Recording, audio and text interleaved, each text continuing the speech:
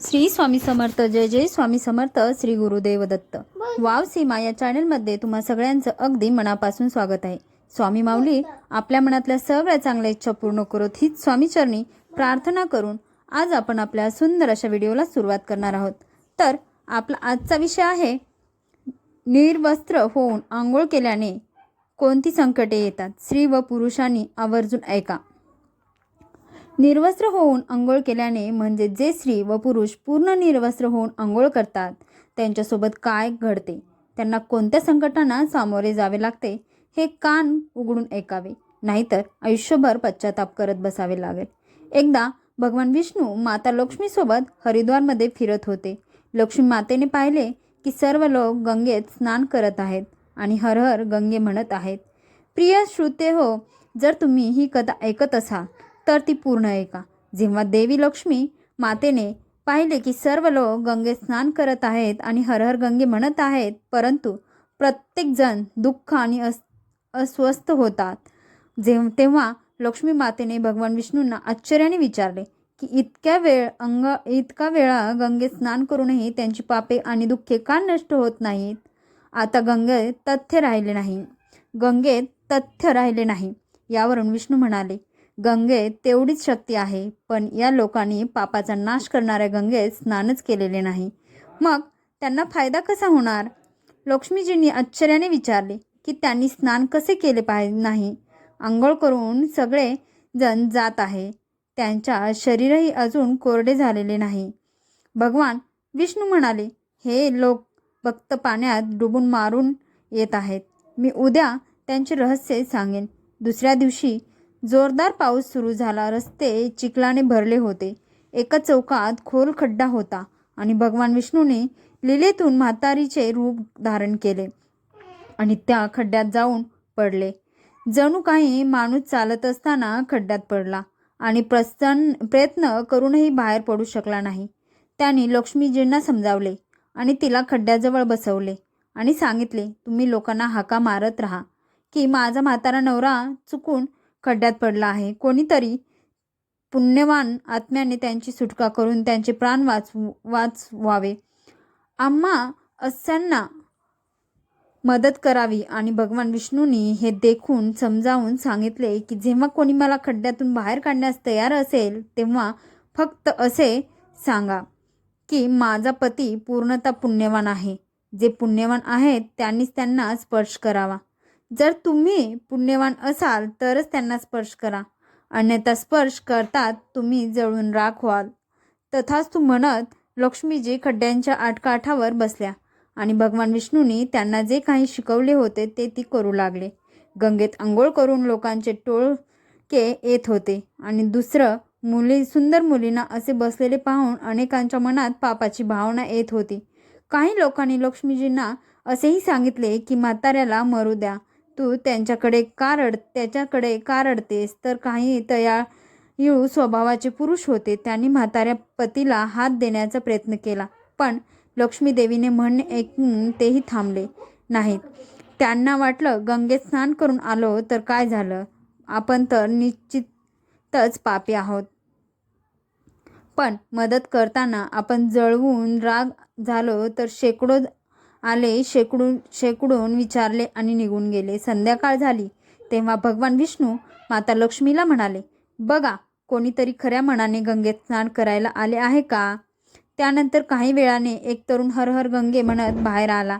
लक्ष्मीजीने त्याला तेच सांगितले. त्या तरुणाचे मान्य करून येणे केले आणि त्या भगवान विष्णूला बाहेर काढण्याची तयारी केली.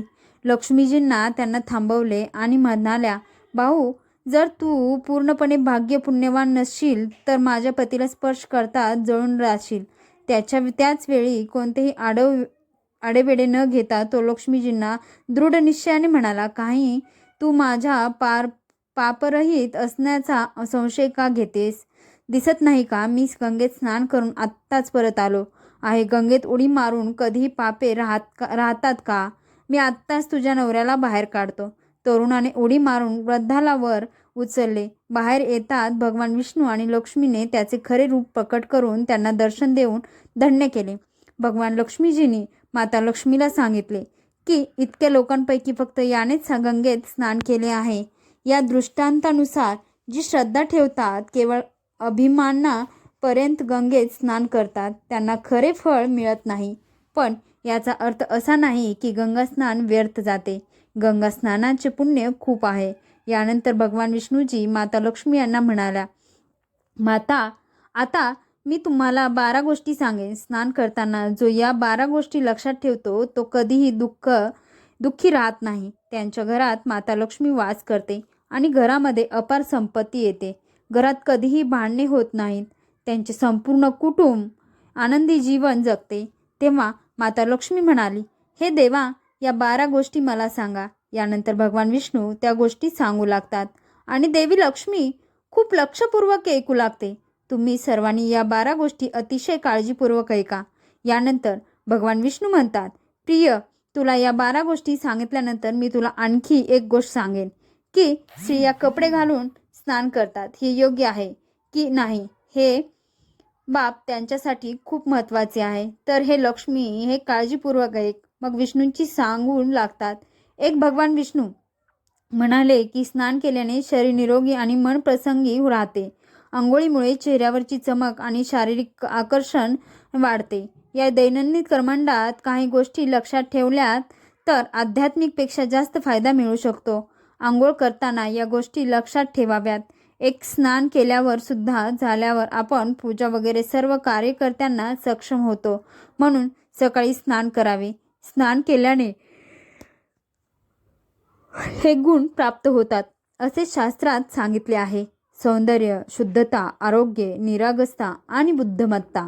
त्यांना संपत्ती आणि आरोग्य हवे आहे. त्यांनी प्रत्येक ऋतूत आणि दररोज स्नान करावे. सकाळी स्नान केल्याने पाप नष्ट होऊन पुण्य मिळते असे शास्त्रात सांगितले आहे. असे म्हणतात की सकाळी आंघोळ करणाऱ्या अवतीभोवती नकारात्मक शक्ती फिरकत नाही. त्यामुळे सकाळी आंघोळ करणाऱ्यांचा सल्ला दिला जातो. आजारपणात आंघोळ डोक्यापासून खाली करावी. ओल्या कपड्याने अंग पुसून घेणे म्हणजे एक प्रकारची आंघोळ असेही म्हणतात. सकाळी सूर्य येण्यापूर्वी आंघोळ करणे चांगले मानले जाते. अंगावर तेल आणि मल लावून नदीत आंघोळ करण्यास मनाई आहे. त्याऐवजी नदीतून बाहेर पडून तीरावर शरीर स्वच्छ करणे आणि नंतर नदीत डुबकी मारण्याचा सल्ला दिला जातो. घाटावरील पाणी ज्या ठिकाणी कपडे धुतात ते अशुद्ध मानले जाते. त्यामुळे तिथून काही अंतरावर स्नान करावे. नदीतून 11 किंवा 21 डुबकी घेणे चांगले आहे असे म्हणतात. 10 पवित्र नद्यांमध्ये कपडे धुण्यास मनाई आहे. नदीत कोणत्याही प्रकारची घाण टाकू नये. नळाच्या पाण्यापेक्षा झऱ्याचे पाणी चांगले. नदीचे पाणी झऱ्याच्या पाण्यापेक्षा चांगले. तीर्थक्षेत्र पाणी नदीच्या पाण्यापेक्षा चांगले. गंगाजल हे तीर्थक्षेत्राच्या पाण्यापेक्षा चांगले मानले जाते. गंगा माता म्हणते की स्नान करताना कोणालाही माझी आठवण येईल तिथे मी असेल. यानंतर भगवान विष्णूजी म्हणाले, आता मी तुम्हाला त्या महिलांबद्दल सांगतो ज्या कपडे काढून आंघोळ करतात. हिंदू धर्मामध्ये प्रत्येक गोष्टीसाठी कायम नियम बनवले आहेत. यापैकी एक नियम आंघोळ संबंधी आहे. सामान्य माणसाने शास्त्राचे नियम पाळलेच पाहिजेत असे मानले जाते. त्यामुळे त्यांच्या घरात सुख समृद्धी राहते. सोबत अमाप संपत्ती येते. माता लक्ष्मी प्रसन्न होते. वास्तविक अशा अनेक गोष्टी आपल्या धर्मग्रंथात लिहिल्या आहेत. त्यांचे आपण शतकानुशतके पालन करत आलो आहोत. पण तरीही त्यांच्या कारणांची संपूर्ण माहिती आपल्याकडे नाही. अशा नियमापैकी एक म्हणजे सतत आंघोळ करणे. तुम्ही अनेकदा घरातील वडीलधाऱ्यांचे म्हणणे ऐकले असेल की कधीही कपड्यांशिवाय म्हणजेच नग्न अवस्थेत आंघोळ करू नये. जर आपण पौराणिक कथाबद्दल बोललो तर नग्न स्नान करण्यास मनाई आहे. मनाई करण्याचे कारण म्हणजे भगवान श्रीकृष्णांच्या काळाशी संबंधित आहे. पौराणिक कथेनुसार एकदा गोपिका सरोवरात स्नान करत असतात.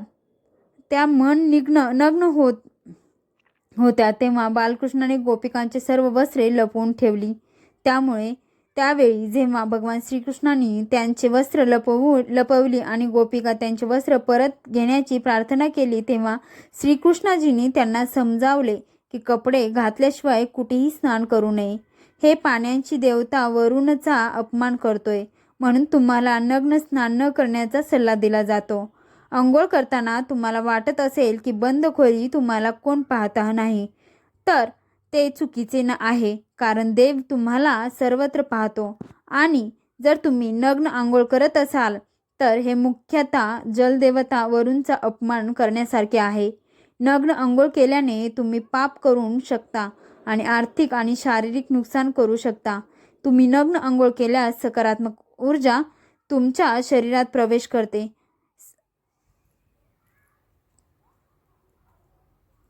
आणि तुमची मानसिकता नकारात्मक होऊ शकते. म्हणूनच आंघोळ करताना किमान एक कपडा घालण्याचा सल्ला नेहमी दिला जातो. त्यामुळे कपड्याशिवाय आंघोळ करू नका, तरच ते तुमच्यासाठी चांगले होईल. नग्न आंघोळ केल्याने शरीरातून सकारात्मक ऊर्जा बाहेर पडते आणि त्यांचा तुमच्या मनावर तसेच शरीरावर परिणाम होतो. गरुड पुराणानुसार जेव्हा तुम्ही स्नान करता तेव्हा तुम्ही मृत पूर्वज तुमच्या आसपास असतात आणि असे स्त्रीने केल्याने पितरांची तृप्ती होत नाही आणि यामुळे घरात पितृदोष येऊ शकतो. नग्न अंघोळ केल्याने पूर्वजांना राग येतो, ज्यामुळे व्यक्तींचे सामर्थ्य संपते आणि आनंद नष्ट होतो. त्यामुळे कधीही नग्न होऊन स्नान करू नये. पुराणानुसार आंघोळीचे पाणी पितरांना जाते आणि नग्न आंघोळ करणे म्हणजे वडिलांसमोर कपड्याशिवाय स्नान करणे असे मानले जाते. शास्त्रात अशी श्रद्धा आहे की जर कोणी नग्न अवस्थेत स्नान केले तर देवी लक्ष्मी त्याच्यावर नाराज होऊ शकते. त्यामुळे तुमच्या कुंडलीत आर्थिक नुकसान होण्याची शक्यता असते आणि तुमची आर्थिक स्थिती बिघडू शकते. या कारणामुळे तुम्हाला नग्न स्नान न करण्याचा सल्ला देण्यात आला आहे आणि शास्त्रामध्ये देखील हे निषिद्ध आहे. माहिती आवडल्यास व्हिडिओला लाईक करा. चॅनलवरती नवीन असाल तर वाव सीमा या चॅनलला नक्कीच सबस्क्राईब करा, कारण आपले वाव सीमा हे चॅनल आपल्यासाठी रोज नवनवीन माहिती घेऊन आपल्या भेटीला येत आहे. सोबतच बेल आयकॉन प्रेस करा. व्हिडिओ पाहिल्याबद्दल तुम्हा सर्वांचे अगदी मनापासून धन्यवाद. अशाच एक नवीन व्हिडिओमध्ये आपण पुन्हा नक्कीच भेटू. असेच नवनवीन व्हिडिओ घेऊन रोज वाव सीमा हे चॅनल आपल्या भेटीला येणारच आहे. श्री स्वामी समर्थ. जय जय स्वामी समर्थ. श्री गुरुदेव दत्त. श्री स्वामी समर्थ.